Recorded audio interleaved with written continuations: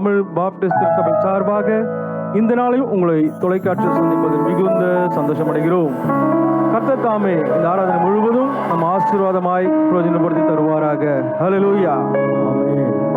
கர்த்தருடைய அனுக்கிரக வருஷத்தையும் நம்முடைய தேவன் நீதி சரி கட்டும் நாளையும் கூறவும் துயரப்பட்ட அனைவருக்கும் ஆறுதல் செய்யும் என்ற வாக்கின் வார்த்தை நம்முடைய வாழ்க்கையிலே நிறைவேற்றுகிறவர் இயேசு ஒருவரே.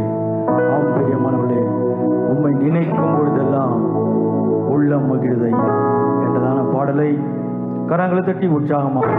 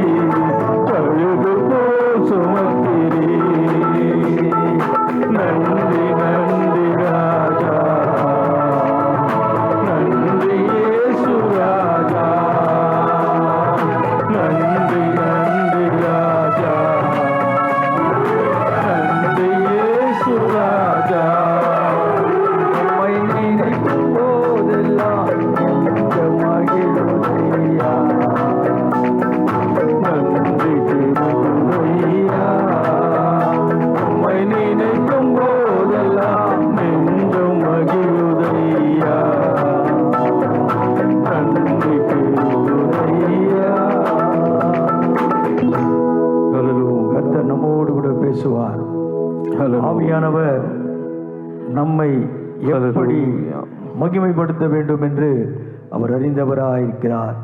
சீயோனிலே துயரப்பட்டவர்களை சீர்படுத்தவும் அவர்களுக்கு சாம்பலுக்கு பதிலாக சிங்காசத்தையும் துயரத்திற்கு பதிலாக ஆனந்த தைலத்தையும் ஒடுங்கின ஆவிக்கு பதிலாய் துதியின் உடையும் கொடுக்கவும் அவர் கர்த்தர் நம்முடைய மகிமைக்கு என்று நாட்டின நீதியின் விருட்சங்கள் ஆண்டவர் நம்மை நீதியின் விருட்சங்கள் என்று அழைக்கும்படியால் அது சீக்கிரத்தில் நீங்கிவிடும். லேசான உபத்திரம் நம்முடைய வாழ்க்கையிலே காணப்படுகிற உபத்திரங்களை எல்லாவற்றையும் மாற்ற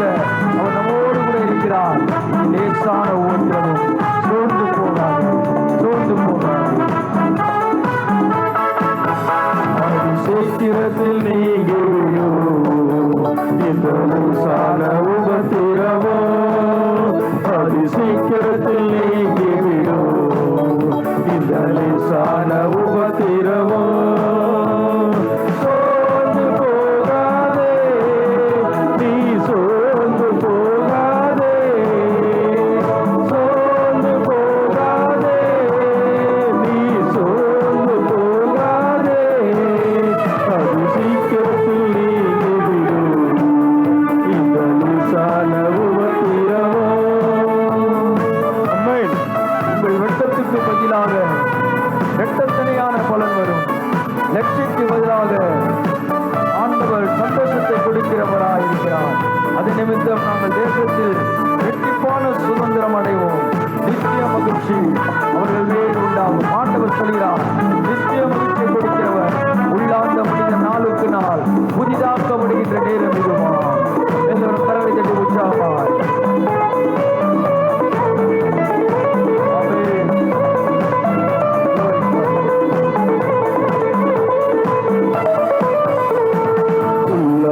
மனிதன் நாளுக்கு நாள் புதிதாக்கப்படுகிற நேரம் இது. உள்ளாத மனிதன் நாளுக்கு நாள் புதிதாக்கப்படுகிற நேரம் இது. சோர்ந்து போகாதே, நீ சோர்ந்து போகாதே, சோர்ந்து போகாதே, நீ சோர்ந்து போகாதே, அது சீக்கிரத்தில் நீங்கிவிடும் இந்த லேசான உபத்திரவோ. அது சீக்கிரத்தில் நீங்கிவிடும் இந்த லேசான உபத்திரவோ.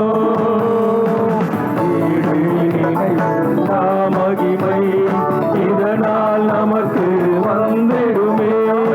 ஈடு இணையில்லா மகிமை இதனால் நமக்கு வந்திடுமே.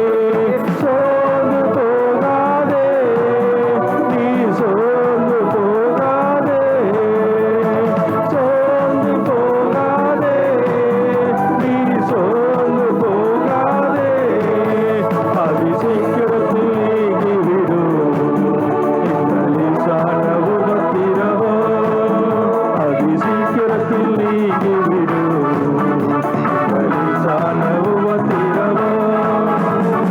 காண்கின்ற உலகமும் தேடவில்லை, காணாத பரலோகம் நாடுகிறோம். காண்கின்ற உலகமும் தேடவில்லை, காணாத பரலோகம் நாடுகிறோம். சோர்ந்து போகாதே, நீ சோர்ந்து போகாதே, சோர்ந்து போகாதே, நீ சோர்ந்து போகாதே, அது சீக்கிரத்தில் நீங்கிவிடும் இந்த லேசான உபத்திரவோ. அது சீக்கிரத்தில் நீங்கிவிடும் இந்த லேசான உபத்திரவோ. அது சீக்கிரத்தில் நீங்கிவிடும் இந்த லேசான உபத்திரவோ. அது சீக்கிரத்தில் நீங்கிவிடும் இந்த லேசான உபத்திரவோ. கர்த்தருடைய வார்த்தை கேட்போம். பரிசுத்த ஆவியானவர் நம்மோடு கூட பேசுவார்.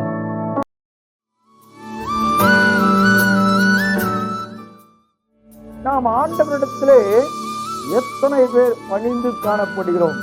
இங்க ஒரு அனுபவத்தை பார்க்கிறோம். பணிந்து காணப்படுகின்ற ஒரு விஷயம் என்னவென்றால், மரித்து போய்விட்டார், ஆகிலும் நீ வந்து அவள் மேல் கையை வையும். விசுவாசம், விசுவாசம்.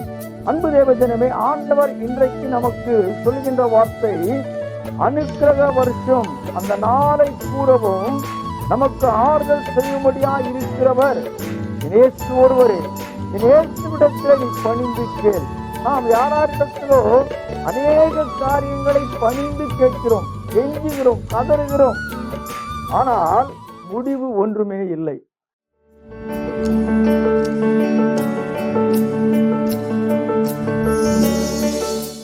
ஆண்டவரும் இரட்சகரும் மீட்பெருமாகிய இயேசு கிறிஸ்து நாமத்தில் உங்களை வாழ்த்துகிறேன். இந்த நாளிலும் கூட சத்தியத்தின் திருவார்த்தை கேட்கும்படியாய் ஆவலோடு கூட இருக்கிற என் அன்பின் மக்களோடு என் இயேசு பேசுவார். வாசியுங்கள். ஏசாயா 61 அதிகாரம் 2 வசனம். கர்த்தருடைய அனுக்கிரக வருஷத்தையும் கர்த்தருடைய அனுக்கிரக வருஷத்தையும் நம்முடைய தேவன் நீதியை சரிக்கட்டும் நாளையும் நம்முடைய தேவன் நீதியை சரிக்கட்டும் நாளையும் கூறவும் துயரப்பட்ட அனைவருக்கும் ஆறுதல் செய்யவும் துயரப்பட்ட அனைவருக்கும் ஆறுதல் செய்யவும்.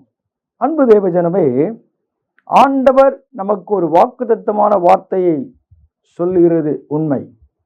அந்த வாக்கின் வார்த்தையை நாம் அதை அனுதினமும் நம்முடைய வாழ்க்கையில் அதோடு கூட இணைக்கப்பட்டிருக்கிறோமா என்பதை நாம் சிந்தித்தால் நிச்சயம் ஆண்டவர் வாக்குத்தத்தமான வார்த்தையை நம்முடைய வாழ்க்கையிலே நிறைவேற்றுகிறவராக இருக்கு. அதுதான் வேதம் சொல்லுகிறது, கர்த்தருடைய அனுக்கிரக வருஷம்.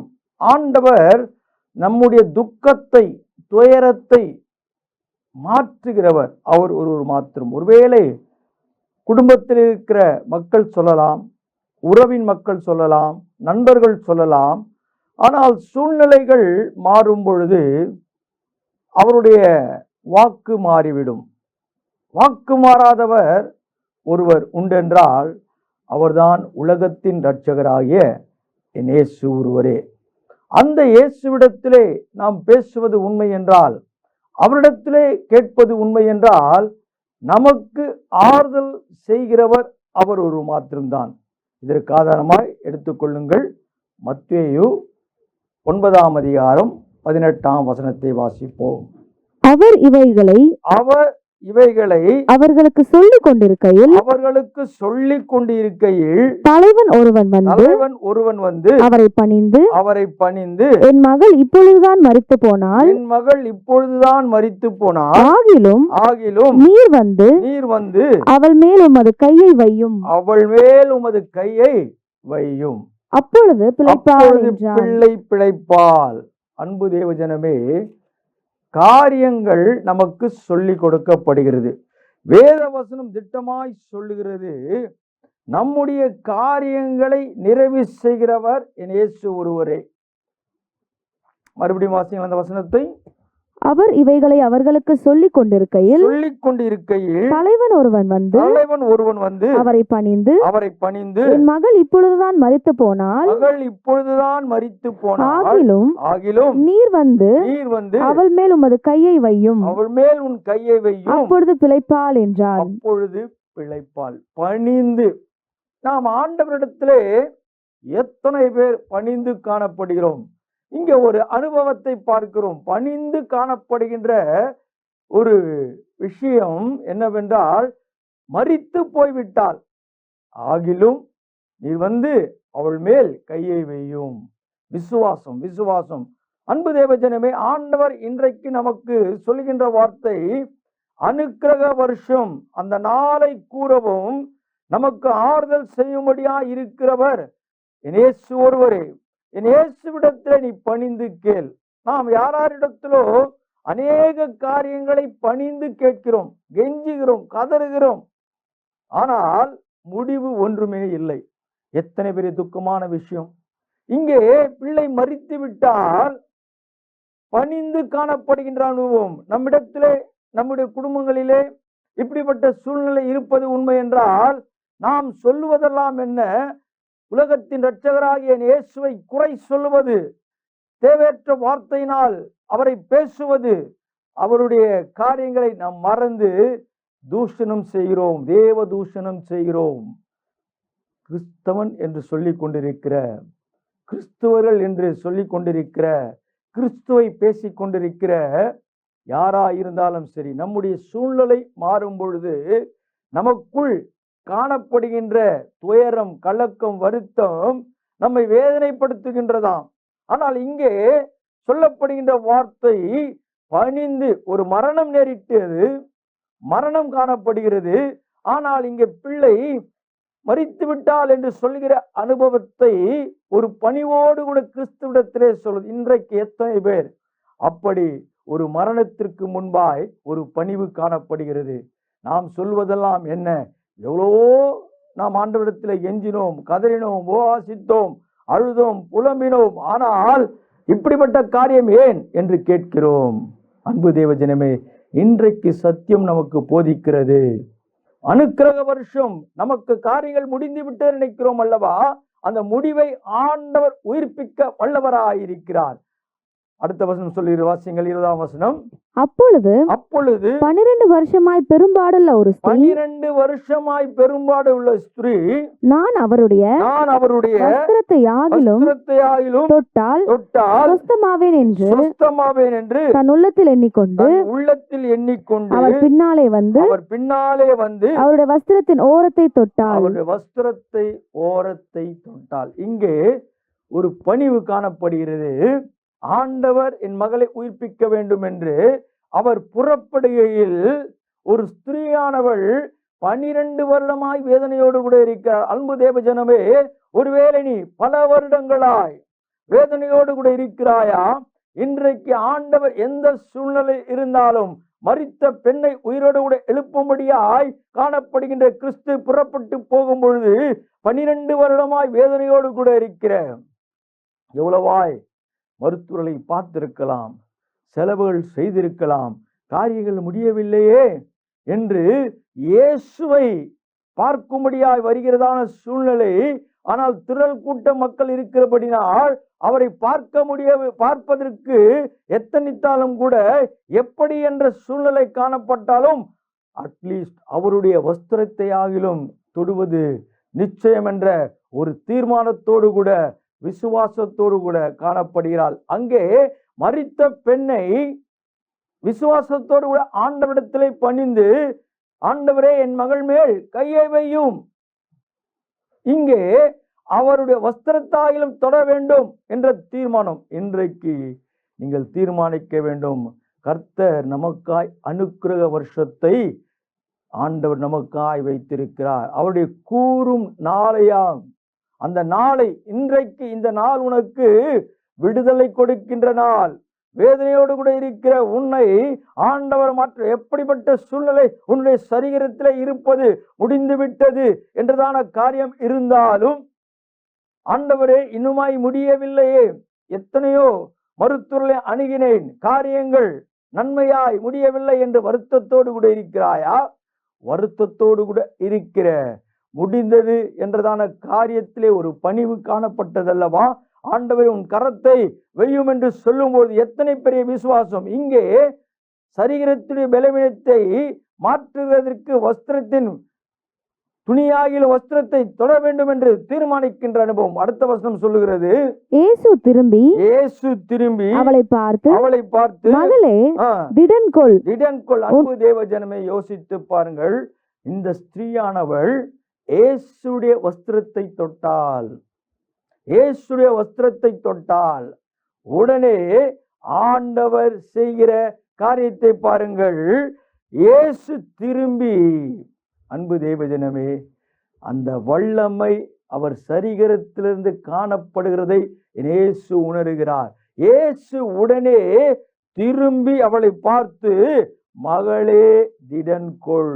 இன்றைக்கு உங்களை பார்த்து உலகத்தின் இரட்சகராக இயேசு சொல்கிறார், நீ அவரை அழைப்பது உண்மை என்றால், அவரோடு கூட பேச வேண்டும் நினைப்பது உண்மை என்றால், அவர் நம்மை பார்த்து திரும்பி பார்க்கிறவராயிருக்கிறார்.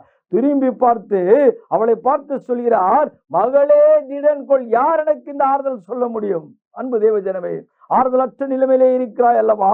ஆண்டவர் அனுக்கிரக வருஷம் இந்த நாளையாகிலும் கூறவும் என்று சொல்லுகின்ற வேதத்தின் வார்த்தையிலே ஆண்டவர் இன்றைக்கு ஆறுதல் படுத்தும்படியாய் திடன் கொள், உன் விசுவாசம் உன்னை ரட்சித்தது என்றார். அந்நேரம் முதல் அந்த ஸ்திரீ சொஸ்தமானாள். இந்த விசுவாசம் எவ்வளவு பெரிய உண்மை! யோசித்து பாருங்கள். இன்றைக்கு ஒரு வாக்குத்தத்தமான வார்த்தை நமக்கு முன்பாய் வருவது உண்மை என்றால், அந்த விசுவாசம் அவளை விடுதலைக்குள் ஆக்குகின்றது, விடுவிக்கப்படுகிறாள். இன்றைக்கு பிரச்சனையோடு கூட ஒருவேளை தொலைக்காட்சிக்கு முன்பாய் அழுது கொண்டிருக்கிறாயா? ஆண்டவரே, இன்னுமா எனக்கு குழந்தை இல்லை, ஆண்டவரே மருத்துவம் பார்த்து விட்டேன், அநேக மருந்துகளை உட்கொண்டு விட்டேன், எனக்கு இன்னும் ஆண்டவரே குழந்தை இல்லையே, அழுது கொண்டிருக்கிறாய். உண்மைதான். ஆண்டவரை எவ்வளவாய் மருத்துவத்தை பார்த்து விட்டேன், இன்னுமாய் என்னுடைய காரியங்கள் சரீரத்திலே காணப்படுகின்ற கிட்னி பிரஷர் இன்னும் முடியவில்லை நினைக்கிறாயா? அந்த கிட்னி பிரச்சனையை ஆண்டவர் மாற்றுகிறார். அது லிவராய் இருக்கலாம், சரீரத்துள்ள எந்த உறுப்புகளாய் இருக்கலாம், எந்த பாகமாய் இருக்கலாம். ஆண்டவர் இன்றைக்கு உன் விசுவாசம் என்று சொல்லுகின்றதான காரியத்தை ஆண்டவர் உங்களுடைய வாழ்க்கையிலே உறுதி செய்ய போகிறாராம். உன் விசுவாசம் உன்னை ரட்சித்தது. எப்படி ஆண்டவரை பார்க்க வேண்டும் என்று ஓடி வருகிற அனுபவம் தான். ஆனாலும் அவருடைய வஸ்திரத்தையாய் நான் தொட வேண்டும் என்றதான காரியத்திலே தொட்ட மாத்திரத்திலே இயேசுடைய சரீரத்திலிருந்து வல்லமை புறப்பட்டு அந்த சரீரத்திலே காணப்படுகின்ற பலவீனத்தை மாற்றிவிட்டாராம். இன்றைக்கு எத்தனை பேர் உண்மையான சத்தியம் இது.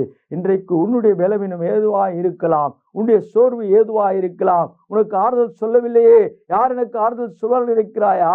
அனுக்கிரக வருஷத்தின் நாள் கூறுகிற வார்த்தை உன்னுடைய ஆறுதலை ஆண்டவர் மாற்றுகிறார். உன்னுடைய கண்ணீரை துடைக்கிறார், உன் வியாதியை மாற்றுகிறார். மாற்றுகிற தேவன் வல்லமை உள்ளவராக இருக்கிறார். அடுத்த வசனம் சொல்லுகிறது, இயேசுவானவர் தலைவனுடைய வீட்டிலே வந்து தாரை ஊதுகிறவர்களையும் இறைகிற ஜனங்களையும் கண்டு விலங்குகள் இந்த சிறு பெண் மரிக்கவில்லை, நித்திரையாய் இருக்கிறாள் என்றார். அதற்காக அவரை பார்த்து நகைத்தார்கள். அவர் வந்து விட்டார். அவர் வரும்பொழுதே ஒரு வல்லமை, இயேசு வரும்பொழுதே ஒரு வல்லமை, ஒரு சுகம். அந்த வீட்டிலே மரித்த அந்த வீட்டிலே அந்த பெண்ணுடைய வீட்டுக்கு வருகிறார். அங்கு அநேக காரியங்கள் காணப்படுகிறது. தாரை தப்பட்டை ஊதுகின்றதான அனுபவம் காணப்படுகின்றது. அங்கே இயேசு வந்து நிற்கிறார். ஆண்டவர் சொல்கிறார், விலங்குகள் விலங்குகள் கடந்து போங்கள் என்று சொல்கிறார். வாசியுங்கள், விலகுங்கள் விலகுங்கள், இந்த சிறு பெண் மரிக்கவில்லை, நித்திரையாய் இருக்கிறாள் என்றால் அதற்காக அவரை பார்த்து நகைத்தார்கள். ஆண்டவர் முதலாவது இருக்கிற மக்களை விளக்குகிறார். ஏன் தெரியுமா? அவ்விசுவாசத்தோடு கூட இருக்கிற கூட்டத்திற்கு மத்தியிலே அற்புதத்தை செய்ய விரும்புகிற தேவன் அந்த அற்ப விசுவாசியிலே அவ்விசுவாச மக்களை விலகும்படியாய் சொல்கிறார்.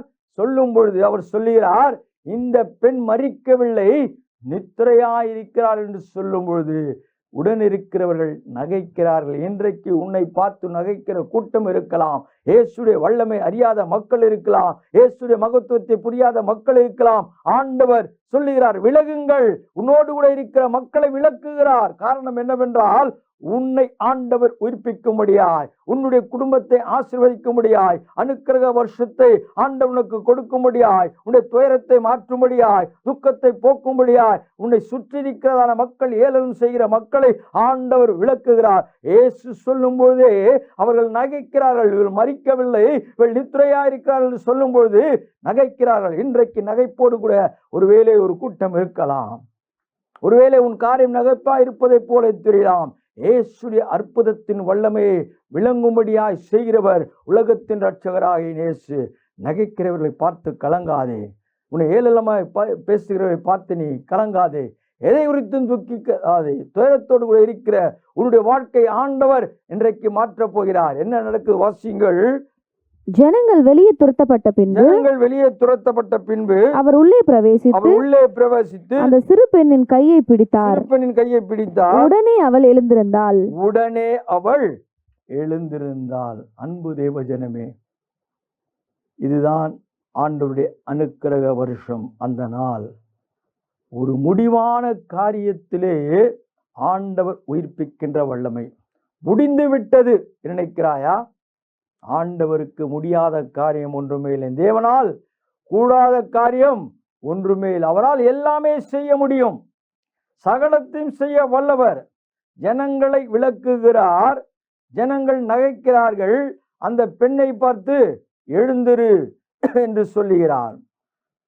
ஆண்டவருடைய வல்லமை பார்த்தீர்களா? அடுத்த வசனம் சொல்லுகிறது, அந்த சங்கதி அத்தேசமெங்கும் பிரசித்தமாயிற்று. அந்த சங்கதி அந்த தேசமெங்கும் பிரசித்தமாக்கப்பட்டது. அன்பு தேவஜனமே, இன்றைக்கு அந்த வல்லமை உலகம் எங்கும் சொல்லப்படுகிறது.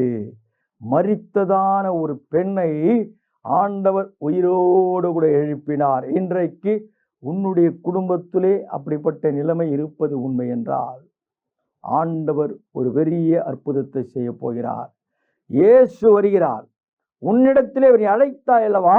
பணிந்து, இன்றைக்கு இயேசுவுக்கு முன்பாய் நீ தலை குனிந்து பணிந்து ஆண்டவரிடத்திலே கேட்பது, ஆண்டவரே என் மகள் மீது உன் கரத்தை வையும் என்று சொல்வது உண்மை என்றால், எப்படிப்பட்ட வியாதியா இருந்தாலும் மாறப்போகிறதாம்.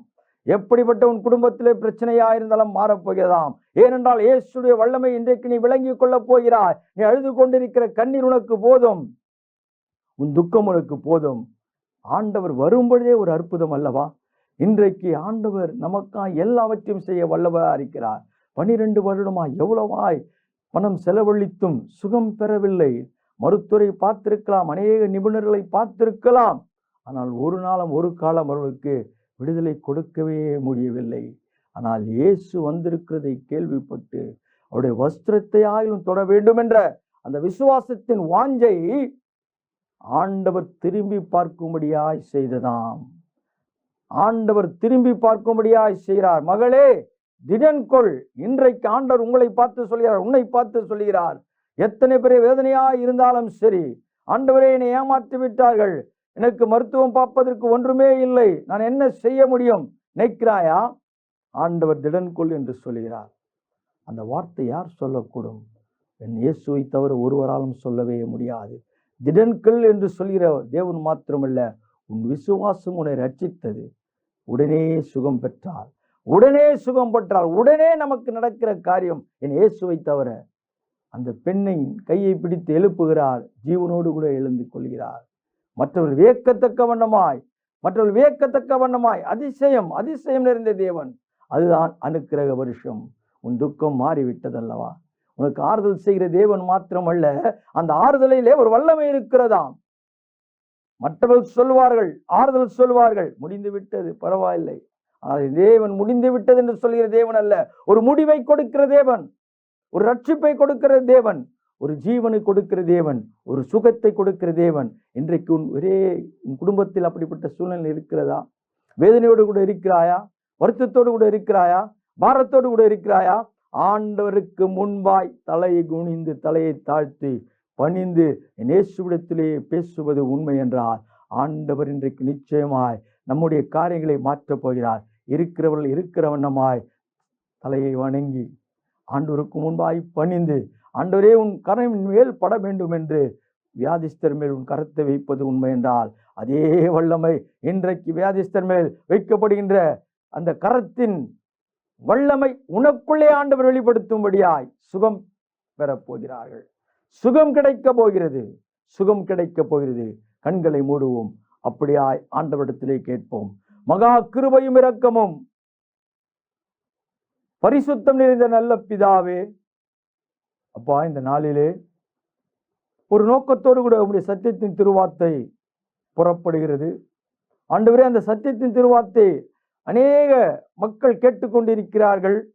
ஆனால் அதிலும் பலவீனமான மக்கள், வேதனையான மக்கள், தவிப்போடு கூட இருக்கிற மக்கள், சரீர பலவீனம், பொருளாதாரம் இல்லாமை, ஆண்டவரை கடந்து போகிற வருடங்கள், 12 வருடமாய் வேதனை. அப்படியாய் எத்தனை பிள்ளைகள், எத்தனை குடும்பங்கள் பல வருடமாய் வேதனையோடு கூட இருக்கிறார்கள் என்று தெரியாது. ஆண்டவரே, குழந்தை இல்லை, திருமணமாகவில்லை, ஆண்டவரே ஒரே படுக்கையிலே இருக்கிறார், ஒண்ணுமாய் அவர் எழும்ப முடியவில்லை என்ற சூழ்நிலை இருக்கலாம். இவர் மரித்தாலும் நலமாயிருக்குமே என்றுதான சிந்தனைக்குள்ளே போகிற மக்களுக்கு ஒரு அற்புதத்தை செய்யும் ஆண்டவரே, ஒரு அதிசயத்தை செய்யும் ஆண்டவரே.